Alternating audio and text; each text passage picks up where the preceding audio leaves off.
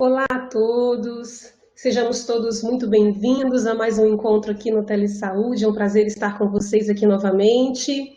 E estamos também no 20º ciclo de debates do CEPAD, né, que é o Centro de Estudo, Pesquisa e Álcool e Outras Drogas e suas interconexões, que fica lá na Universidade Federal do Espírito Santo. Hoje a gente está fazendo reuniões online, né, em função da nova realidade que a gente está vivendo aí, de pandemia.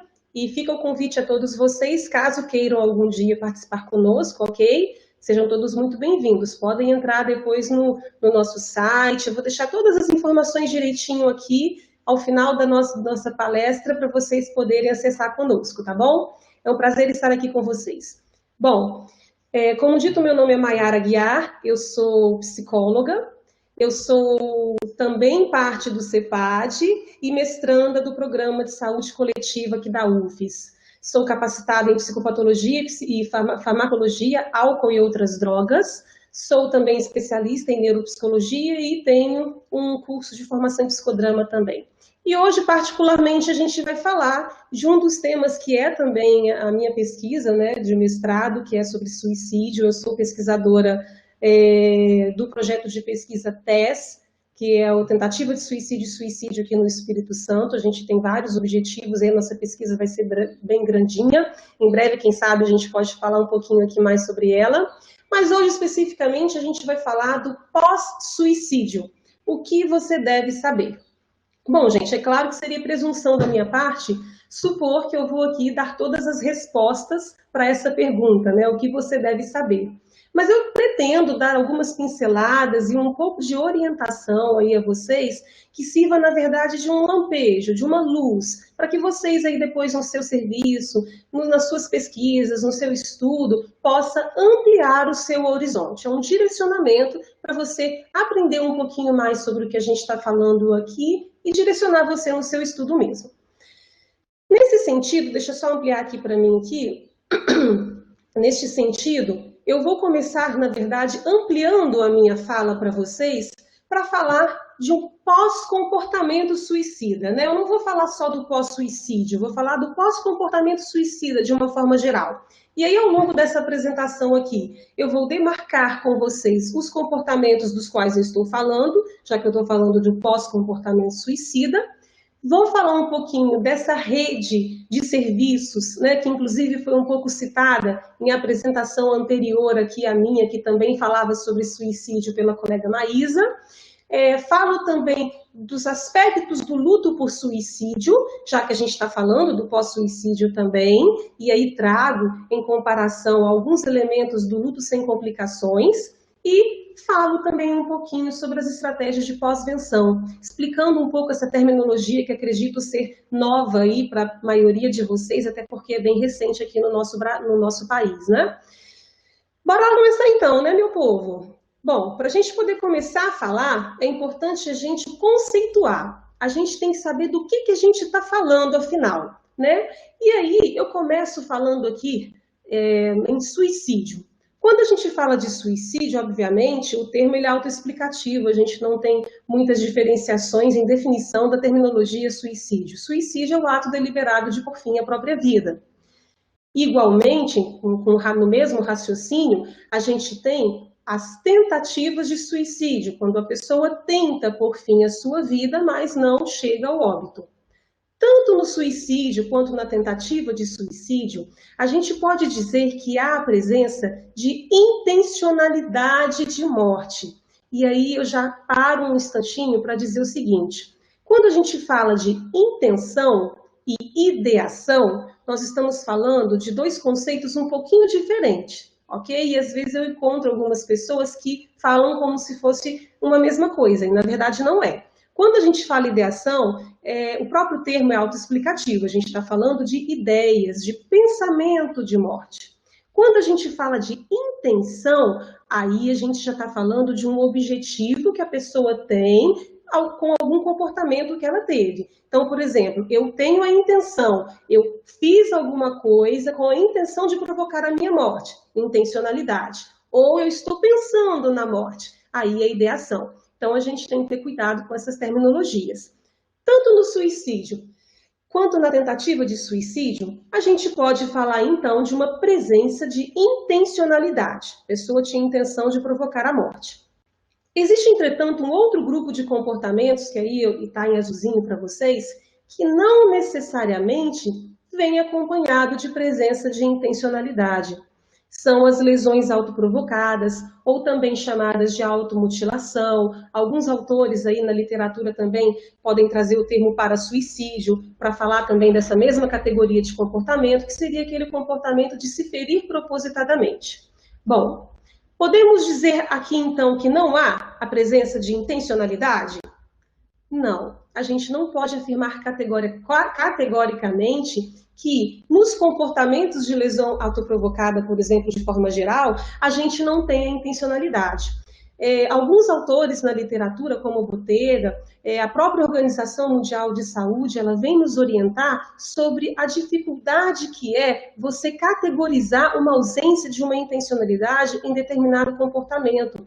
Até porque o comportamento suicida, de forma geral, ele é ambivalente. Então, a gente nem sempre pode afirmar que não há uma intencionalidade, por exemplo, presente no ato de um adolescente que se corta, por exemplo. Né? Então, na verdade, a terminologia mais adequada é intencionalidade indeterminada. Quando a gente fala de suicídio e quando a gente está falando de uma pessoa que declaradamente fez algo contra si mesmo, falando quero me matar, a gente até pode dizer presença de intencionalidade. Mas quando você não tem certeza sobre isso, quando isso não é declarado, a gente fala de uma intencionalidade indeterminada e não de uma ausência de intencionalidade.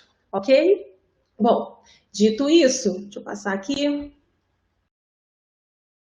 Para efeito de vigilância epidemiológica, e aí eu retomo um pouquinho, eu parto do pressuposto de que vocês estiveram conosco aqui, e quem não assistiu pode assistir lá a web palestra que falou sobre prevenção do comportamento suicida.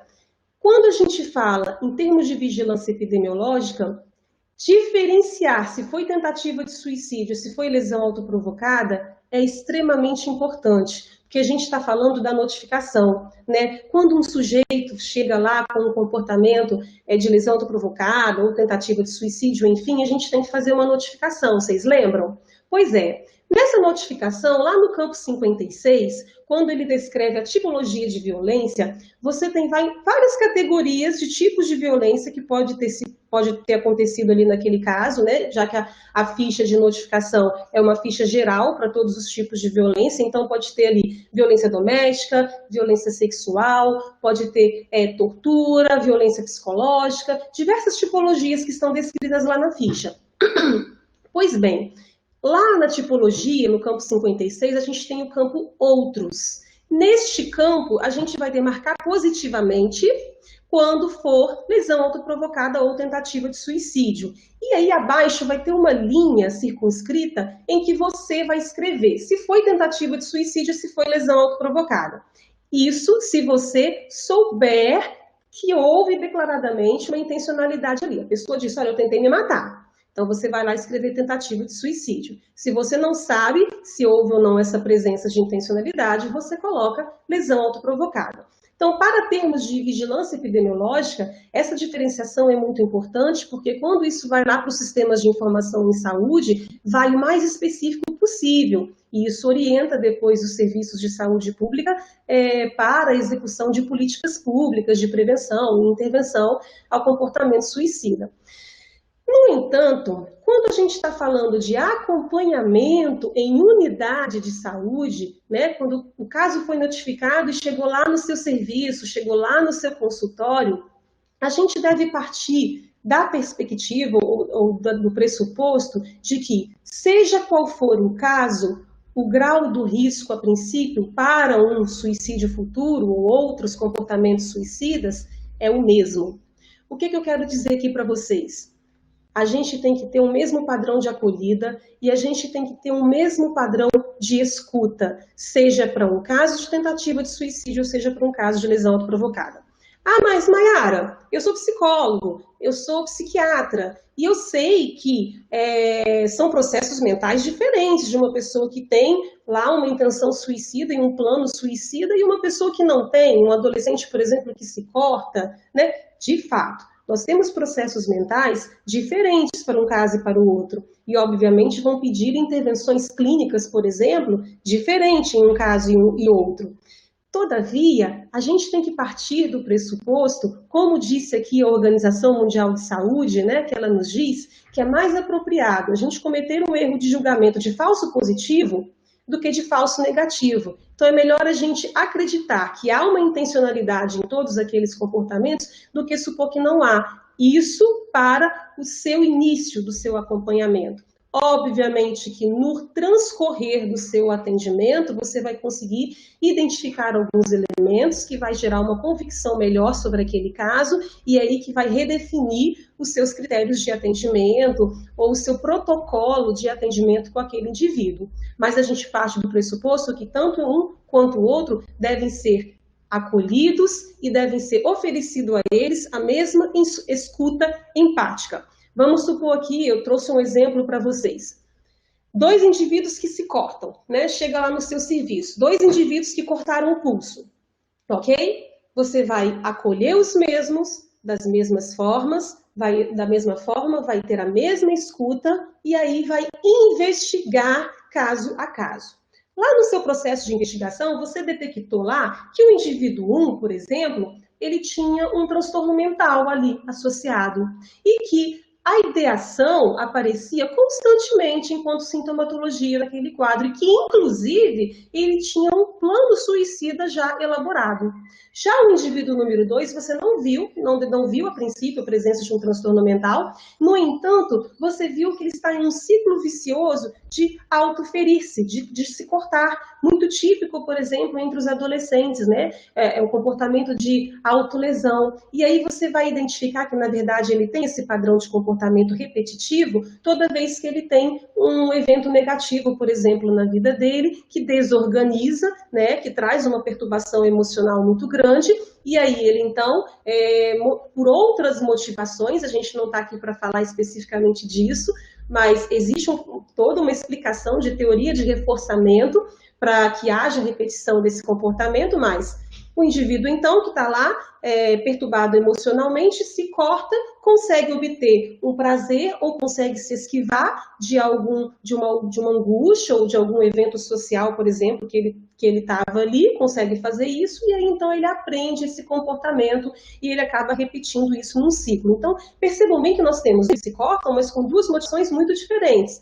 Óbvio que na minha intervenção, a gente vai ter um trabalho diferente com um e com o outro, mas essa conduta diferenciada, ela vai ser a partir da sua investigação.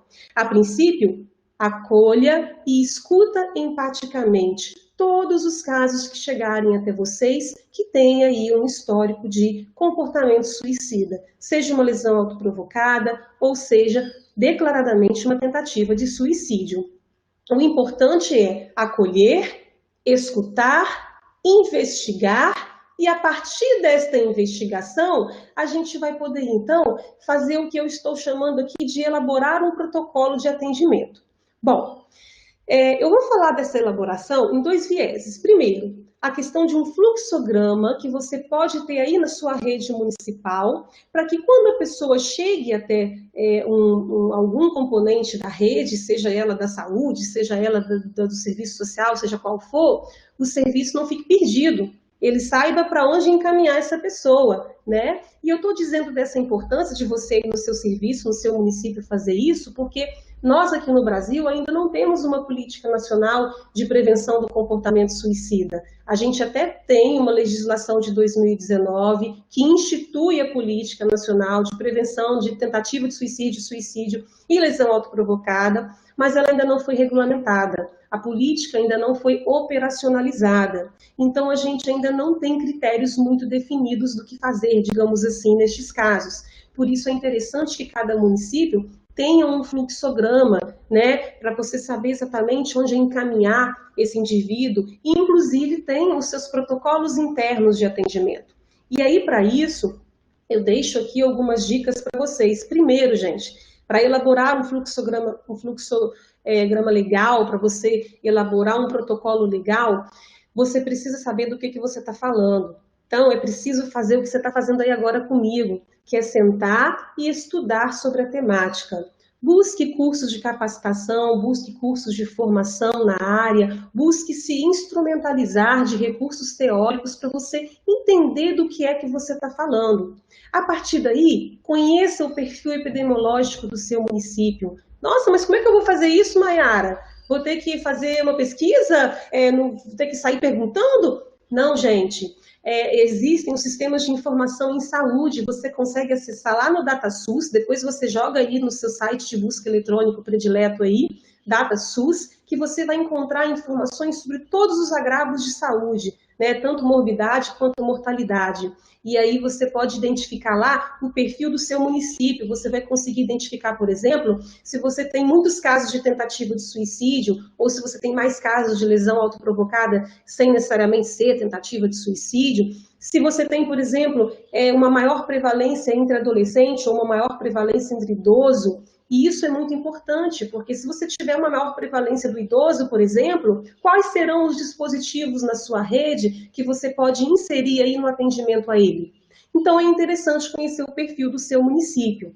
Depois disso, mais importante ainda, conhecer a estrutura que você tem aí no seu município. Municípios grandes, geralmente, têm uma estrutura ampla. Municípios pequenos, geralmente, a gente não tem muitas unidades de saúde com muitos atendimentos diversos, então é interessante também inserir aí outros elementos de outros setores, como eu citei aí ao lado, CRAS, o CREAS, até a polícia e o corpo de bombeiro, porque muitos municípios não têm SAMU, né? E quem vai socorrer, por exemplo, uma vítima de tentativa de suicídio ou um suicídio, por exemplo, vai ser a polícia, vai ser o corpo de bombeiro. Então, a gente tem que entender como que é que a nossa rede está constituída para a gente poder saber o que a gente vai fazer com esses casos. Via de regra, eu citei, embora não seja a intenção falar, a letrinha está até bem pequenininha, se você quiser, você pode dar uma ampliada na tela aí, para você ler e depois reduz, tá? Mas eu citei aí para você a RAPS, né? Eu espero que você conheça, mas se você não conhece, RAPS é Rede de Atenção Psicossocial. É na RAPS que acontece todo o cuidado de saúde mental dentro do SUS, né? E a RAPS ela é composta por praticamente todos os dispositivos e componentes de saúde que a gente tem aí no seu município. E a gente pode incluir nela outros elementos, outros dispositivos que não necessariamente do SUS, mas lá do SUAS, por exemplo, ou também componentes jurídicos, por que não, elementos da comunidade, aí vai depender do seu município. Mas, via de regra, eu citei 3 legislações que eu gostaria que depois lá na sua casa, no seu serviço, você buscasse ler, para que você possa entender quais são os componentes da RAPS, né? Para que você, então, sabendo isso, possa identificar na sua rede o que você tem. E essas leis são a 10.216, que é a lei de Paulo Delgado, que foi quem abriu aí a desinstitucionalização aqui no Brasil, se assim podemos dizer, e outras 2 resoluções muito importantes para quem quer saber o que é RAPS, que é a Rede de Atenção Psicossocial, que é a resolução 3088 de 2011 e 3588 de 2017. Elas vão nos dizer o que é RAPS e quais são os elementos que constituem a RAPS, ok? Então fica a dica aí para vocês buscarem depois essa leitura. Se vocês quiserem também, podem comentar aí aqui nos comentários se no seu município tem uma rede bem estruturada, quais os componentes vocês têm, que depois, na hora da gente trocar aqui as perguntas, a gente bate um papo legal, ok? Bom, conheceu a rede, estudou, né, sabe do que está falando, sabe do perfil epidemiológico do seu município? Elabore um fluxograma de atendimento e encaminhamento. Porque é muito comum que, às vezes, o indivíduo chegue em uma determinada unidade, principalmente quando é uma unidade que não é da saúde, né, um CRAS, o CREAS, e às vezes o profissional não sabe o que fazer com aquela pessoa. E existe uma característica no suicídio que a gente tem que considerar, que é o agir com oportunidade. O que é isso, meu povo? É diminuir o tempo entre a notificação e o atendimento, isso tem que ser o mais curto possível. Então, ficar jogando a pessoa de um lado para o outro, né, igual bolinha de ping-pong, vai para um serviço, vai para o outro, não é legal, porque a gente perde tempo de intervenção e um tempo muito útil, muito importante nesse momento. Então, o fluxograma, que pode ser depois enviado para todos os setores do seu município, da rede de saúde, da rede jurídica, da rede socioassistencial. Isso é muito importante para que os municípios saibam para onde encaminhar, né? Qual que é o fluxo de atendimento para esses casos. E depois disso, internamente, cada serviço pode também elaborar um protocolo de atendimento. E aí é interessante identificar dentro do seu serviço quais são os profissionais que você tem, quais são os serviços que você tem. A gente tem grupo terapêutico, a gente tem grupo focal, a gente tem oficina, ou então é só atendimento individual mesmo, e aí tem o médico, terapeuta ocupacional, enfim. Você precisa saber o que o seu serviço tem, para a partir daí pensar em um protocolo de atendimento, né? Quando chegar um caso dentro no seu serviço, o que pode ser feito para ele? Isso é muito comum nos CAPs. Por exemplo, né, o indivíduo ele é acolhido, a partir da sua acolhida é feito um estudo sobre aquele caso e aí a equipe elabora o seu protocolo terapêutico singular, né, que é o PTS ou PTI, em algumas regiões também, como são conhecidos, protocolo terapêutico individual. E aí você vai conduzir o seu caso e as suas intervenções. Obviamente, esse protocolo não é rígido, em determinados momentos você pode mudar alguns atendimentos e que for melhor atender para aquele caso. Mas o importante é, lembrando aqui, acolha, escute, investigue e tenha um protocolo em mãos para poder orientar você, né, do que fazer com esse indivíduo que chegou ali com um comportamento suicida no seu serviço, no seu consultório, enfim, seja onde quer que você trabalhe. Bom, até aqui nós estávamos falando do grupo de sobreviventes que sobreviveram a uma tentativa de suicídio ou que têm um padrão de comportamento de lesão autoprovocada e que estão aqui vivos entre nós, né, que sobreviveram a esses comportamentos. No entanto, há um outro grupo de pessoas que também são chamadas sobreviventes, que são aqueles que são enlutados por uma perda por suicídio. São os chamados sobrevivente enlutado. E esses sobreviventes enlutados, é sobre eles e sobre as estratégias que a gente pode ter com este grupo que nós vamos falar daqui para frente. Ok? Até agora, então, a gente falou do que a gente pode saber ou fazer com relação aos outros comportamentos, quando houve uma tentativa e a pessoa não veio ao óbito, quando tem um caso de lesão autoprovocada. Já falamos sobre isso. Agora nós vamos falar sobre os sobreviventes enlutados e algumas estratégias que a gente pode ter com este grupo de pessoas específicas. Bom, para a gente poder começar a falar, eu inicio aqui, perdão, o slide voltou.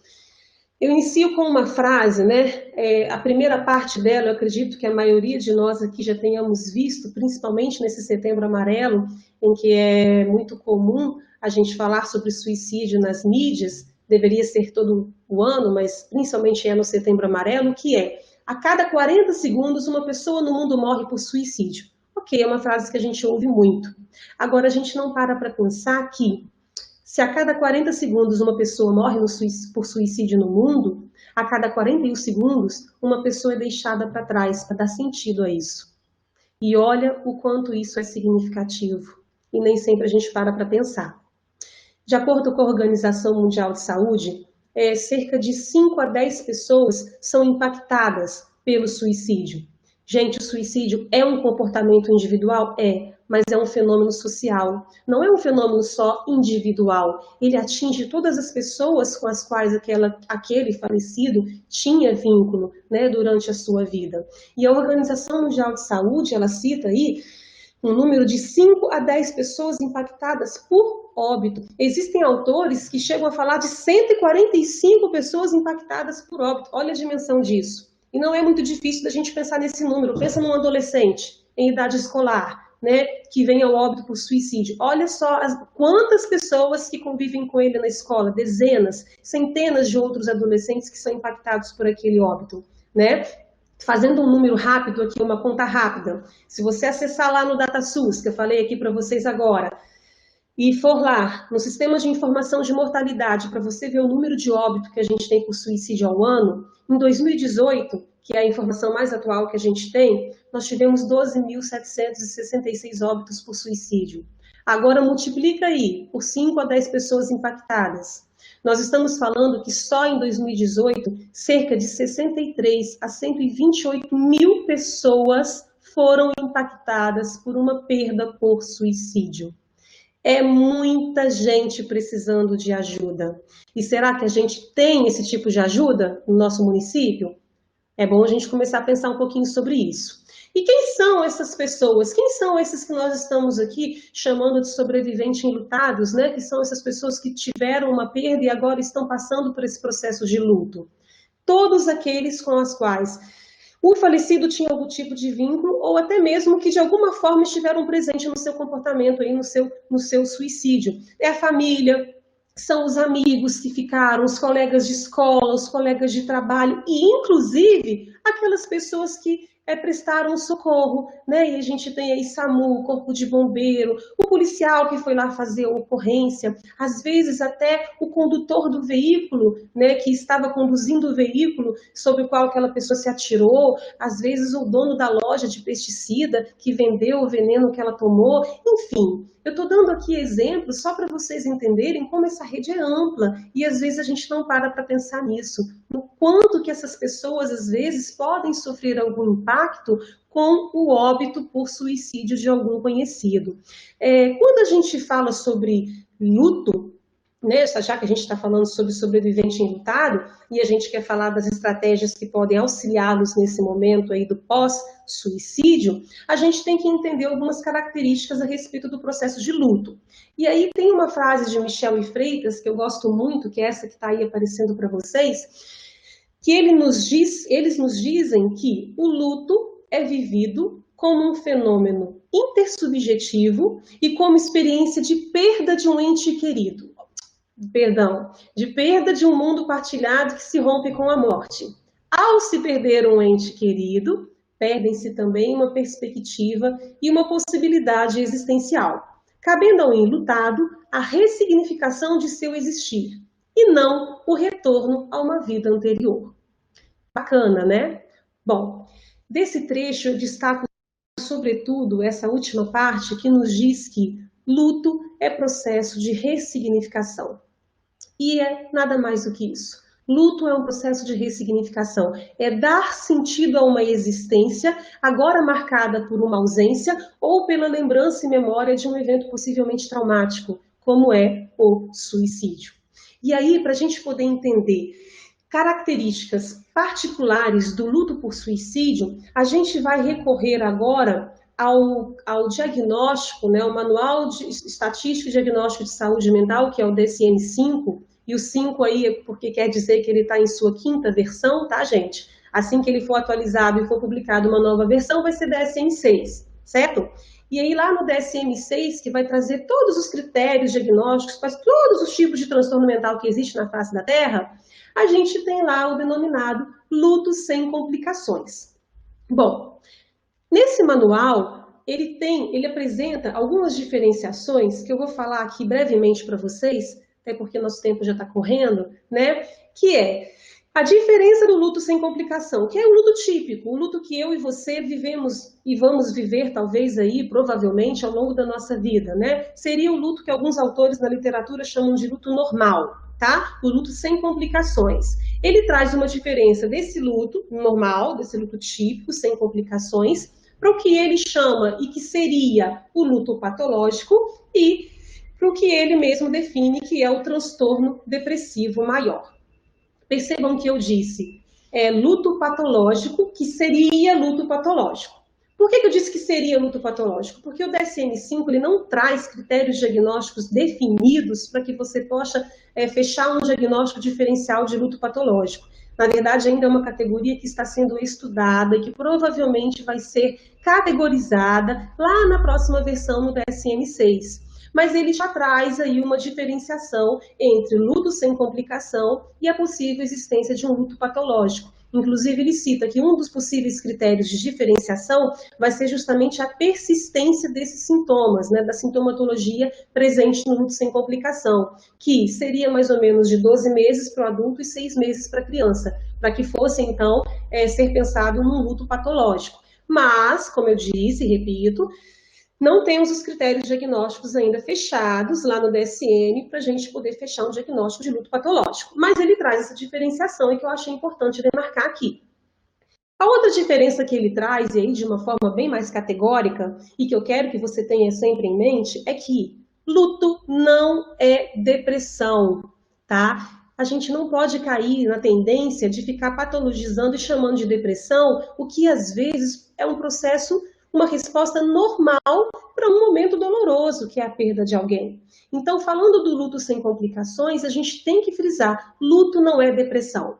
E aí, para a gente poder entender, porque a sintomatologia de um e de outro, né, do luto normal, do luto típico sem complicações e de um episódio depressivo maior, por exemplo, são sintomatologias muito semelhantes. Para a gente poder saber uma diferenciação básica, eu coloquei aí um quadro de comparação, se quiser ampliar sua tela de novo, tá? Para você ler, eu não vou ler aqui, mas basicamente o que nós temos de diferença é que, enquanto a sintomatologia do luto é a dor, a tristeza, né, às vezes até o pensamento de morte que pode vir, estão associados sempre à lembrança do falecido, e aqui também pode haver uma oscilação entre um humor positivo, né, com a lembrança saudosa de alguma coisa legal, então pode oscilar a tristeza com alguma sensação aí também de uma lembrança boa com esse falecido. No transtorno depressivo, isso raramente acontece, essa oscilação, né? Em geral, o que a gente tem é uma angústia generalizada, os sintomas são mais persistentes e nada tem ligação com X ou Y. Não existe uma motivação específica para o transtorno depressivo, ele é generalizado. Né? Então, aqui são peculiares as diferenças, mas existem e clinicamente a gente pode detectar. O que fica agora aí na cabeça da gente é que luto não é depressão e a gente não pode ficar patologizando isso sempre. Entretanto, existem alguns autores que vão trazer aí a compreensão ou a noção do que eles chamam de luto complicado e que seria então diferente do luto sem complicações, né?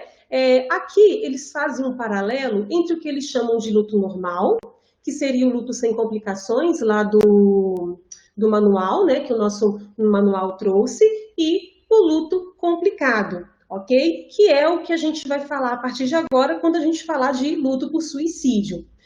O que está dizendo aí no luto normal é que ele é um processo pelo qual o indivíduo compreende e aceita a perda do ente querido, adaptando-se à condição de viver sem aquela pessoa. É claro e evidente que vai ter todo aquele sentimento de tristeza, de angústia. Ele vai levar um tempo, mas ele vai se readaptar, né, para viver agora com aquela ausência.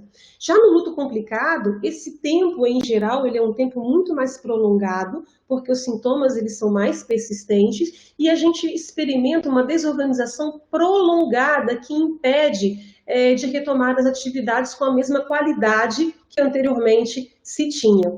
E aí a gente pode ter somatizações frequentes, a gente pode ter mudança radical no comportamento com uma tendência muito nítida, às vezes, ao isolamento, baixo autoestima e impulso autodestrutivo. É sobre esse luto complicado que a gente fala quando a gente fala de luto por suicídio. O luto por suicídio é um tipo de luto complicado. E quando comparado a outras mortes violentas que também têm um luto complicado, como homicídio, por exemplo, a gente tem peculiaridades que são só do suicídio, né? E aí eu trago um pouquinho para falar aqui para vocês. Pensa no contexto, gente. Se a gente já tem um contexto de luto complicado, onde você tem uma persistência maior daquela sintomatologia e até mesmo uma ampliação, né, do quadro de sintoma, quando você contextualiza isso com o tema suicídio numa sociedade como a nossa, que como vimos aí na primeira das 3 palestras que essa hoje forma uma sequência, né? Quando a gente viu lá na palestra de dilemas e desafios, como que essa sociedade é estigmatizadora, como que nós estamos ainda numa sociedade ainda cheia de preconceitos, onde a gente tem uma rede ainda despreparada, com profissionais despreparados, e aí muitas vezes a pessoa não sabe nem que tem a oferta de serviço e ela se silencia e não fala sobre aquilo, e isso reverbera ainda mais na sua dor, no seu processo de luto, dificultando a elaboração desse luto. Então, pega o luto que já é complicado e contextualiza com o preconceito da sociedade, né? Contextualiza com os estigmas, contextualiza com esses tabus, um tabu, com a dificuldade que é falar de suicídio. Isso se intensifica muito mais, sem dizer que além da intensidade, né, que vem mais forte esse sintoma, da persistência, que ele geralmente dura mais tempo, do aumento do quadro de sintomatologia, a gente ainda tem um impacto no sistema familiar, porque a gente tem uma família que vai vir carregada de um sentimento, muitas vezes, de culpa, de um sentimento de acusação, de autoacusação, né? Será que foi culpa minha? O que será que eu fiz? O que será que eu deixei de fazer? Às vezes até de acusações entre eles, que pode acabar modificando toda uma dinâmica e gerando um conflito familiar. Então, são muitos elementos peculiares no luto por suicídio e que talvez a gente nunca pare para poder pensar nós enquanto profissionais de saúde, né? Porque é muito comum a gente oferecer ajuda, perdão, é muito comum a gente oferecer ajuda para aquela pessoa que teve um comportamento suicida e que está lá, que tentou suicídio e foi inserido na rede. Mas e para aquelas pessoas que tiveram uma perda? Não é tão comum assim. No entanto, o luto por suicídio, até pelas suas peculiaridades, precisa ser levado em consideração nos nossos serviços. E aí é uma pergunta que eu faço para você, e eu gostaria que você comentasse aí no chat para a gente conversar depois. No seu município, você sabe se existe algum serviço, por exemplo, voltado para os sobreviventes enlutados? Se sim, dá uma dica aí, fala para a gente trocar uma figurinha, tá? Porque quem sabe aí a gente pode estimular outros municípios também com a sua experiência. Bom, prosseguindo aqui, então, a própria Organização Mundial de Saúde, ela prevê em alguns de seus manuais a importância da intervenção neste grupo específico de pessoas que são sobreviventes enlutados, né? Com as chamadas estratégias de pós-venção. Quando a gente fala de estratégia para os sobreviventes enlutados, nós estamos falando de estratégias de pós-venção. O que são estratégias de pós-venção? São estratégias oferecidas para aqueles que estão vivenciando, né, uma elaboração de um luto por suicídio e aí então passando por um momento de ressignificação da vida após essa perda. São estratégias de cuidado de saúde mental aos sobreviventes que ficaram aqui após uma perda por suicídio. Se você pensar, gente, isso é um termo muito novo, né? Eu vou falar aqui no próximo slide, ó, historicamente, o primeiro grupo para enlutados por suicídio só surgiram agora na década de 70, né? No Brasil, a gente só tem esse termo sendo inserido mais recentemente ainda, em 2011, a partir dos estudos da doutora Karen Scavacini. Se você pensar que a Organização Mundial de Saúde é formada aí por uma centena, um pouco mais de alguns países, e que só 30 e poucos países têm política nacional de prevenção do comportamento suicida, você pode pensar quem dirá estratégias de pós-venção, né? Então, de fato, ainda é algo muito novo para nós, mas de extrema importância, porque este grupo é um grupo de risco, né? A gente viu aí nas outras palestras, quando o indivíduo ele tem um histórico de tentativa de suicídio pessoal ou histórico de suicídio familiar, ele já se insere dentro do grupo de risco e ele precisa então receber ajuda. E às vezes a gente não se atenta a isso. Bom, quando a gente fala então de estratégias de pós-venção, o nosso objetivo é trazer alívio aos efeitos relacionados com o sofrimento e a perda por aquele óbito, prevenindo algumas reações adversas e, inclusive, minimizando o risco de um comportamento suicida futuro para aquela pessoa ali que fica, e promovendo, assim, a resistência e o enfrentamento a esses sobreviventes. Existem algumas características que a gente tem que levar em conta quando a gente fala de estratégias de pós-venção. A primeira delas, e eu já citei isso aqui anteriormente, é a oportunidade. Como assim? Vou falar novamente. Diminuir o tempo entre a ocorrência e o início do atendimento, o início do acompanhamento. Isso é agir com oportunidade, é agir com imediatismo. A literatura nos aponta que o ideal é que seja dada uma intervenção logo na primeira semana após a perda, primeira semana após o óbito. Então, é bom que a gente haja de maneira ativa, né? O serviço ele pode agir também passivamente. Ele pode estar ali, existir e esperar o sobrevivente vir até ele. Mas é mais interessante que a gente tenha uma busca ativa desses indivíduos lá no seu município. Soube que houve um suicídio? Já vai lá na família, já vai lá com os amigos, ofereça o seu serviço a eles. E ele pode ter uma perspectiva clínica, né? Obviamente que a gente está falando aqui de um processo de ressignificação, de dar um novo sentido àquela existência, e também de saúde pública, já que a gente está falando de um grupo que passa agora a ser também um grupo de risco para o comportamento suicida. Algumas atividades que a gente pode ter que são chamadas aí de estratégias de pós-venção, além da psicoterapia, né, que é aí do psicólogo, além do atendimento médico, do psiquiatra e às vezes de uma inserção, quando necessário, de alguma medicação, né, que é sempre, na minha humilde opinião, o último recurso, né, a gente tem que trabalhar com as terapias, com as PICs, que a gente conhece, já vem tanto falando aí nas web palestras aqui do Telesaúde, quem tiver curiosidade vai lá para saber o que é PIC, né? A gente tem aí estratégias de aconselhamento, inclusive, gente, tem um manual da Organização Mundial de Saúde que vai falar, eu não me lembro o nome agora, prevenção do comportamento suicida para os conselheiros, destinada para conselheiros, e aí vai dar algumas dicas, né, de aconselhamento. Busca aí no seu site também de busca eletrônica, que vai vir o manual, tem em português, e é bem interessante para a sua leitura aí, tá? Para a prevenção de comportamento suicida também. Então tem atividades de aconselhamento, tem atividades de suporte, tipo, por exemplo, atividade jurídica, atividade financeira, porque às vezes aquela pessoa que faleceu por suicídio era o único provedor daquela família, e agora, o que pode ser feito aí com essa família? Será que seria interessante incluí-los num programa de geração de renda, né? E aí vem as atividades socioassistenciais aí, para poder dar suporte, além, é claro, de campanhas socioeducativas, para a gente poder cada vez mais diminuir os estigmas e os preconceitos e falar sobre o tema.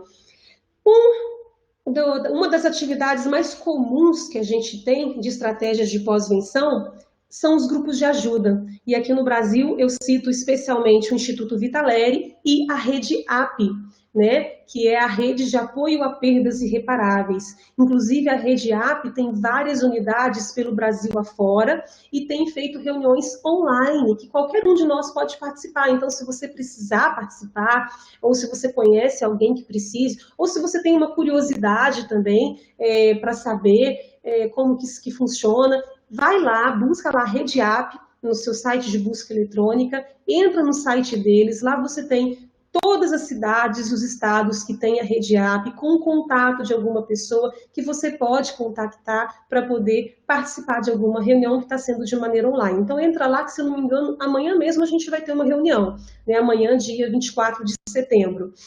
Bom, dito isso, né, tendo entendido já o que são os sobreviventes enlutados e a importância dessas estratégias de pós-venção, eu finalizo aqui agora a minha fala, já extrapolando 4 minutos a mais do meu tempo, com uma música que eu gosto muito, que chama-se Metal contra as Nuvens, que é interpretada pelo grupo Legião Urbana, né?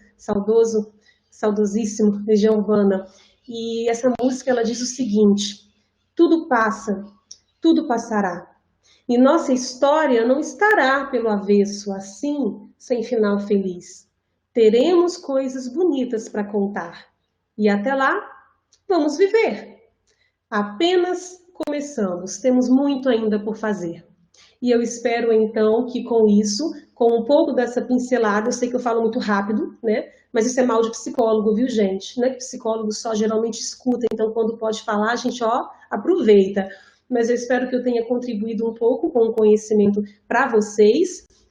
Me deixo aqui agora à disposição para perguntas. Deixei para vocês aqui, pessoal, as referências, todas as referências que foram citadas ao longo dessa apresentação podem ser encontradas aqui. E aqui ao final eu coloco também o contato do CEPAD, como eu falei lá no início, tem aí o nosso e-mail, telefone, o site, a gente tem também Facebook, Instagram, segue lá a gente, tá bom?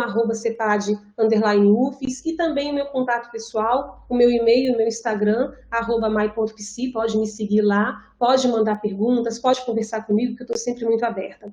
Agradeço a oportunidade ao Telesaúde, agradeço a oportunidade ao 20º ciclo de debate do CEPAD,